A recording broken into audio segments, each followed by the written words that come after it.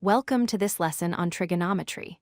Today, we are going to focus on Quadrant I, specifically understanding why sine, cosine, and tangent are all positive in this region.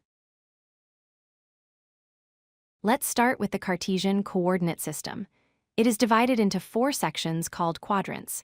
They are labeled 1 through 4, starting from the top right and moving counterclockwise. For this video, we will focus exclusively on Quadrant I, which is the top right section.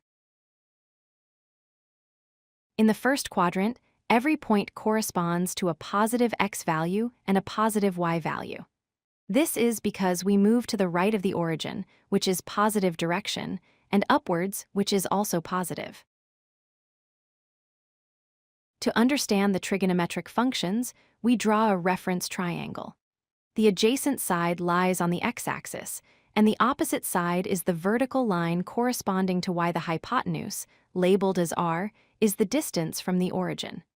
It is important to note that the radius, r, is always a positive number. Now let's look at the sine function. Sine is defined as the opposite side divided by the hypotenuse, or y divided by r, since y is positive in this quadrant, and r is always positive.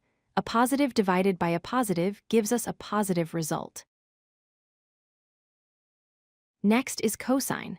Cosine is the adjacent side divided by the hypotenuse, or x divided by r in Quadrant I. X is positive. Therefore, a positive x divided by a positive r results in a positive value for cosine. Finally, we have tangent. Tangent is defined as the opposite side divided by the adjacent side, or y divided by x. Since both x and y are positive in the first quadrant, their ratio is also positive.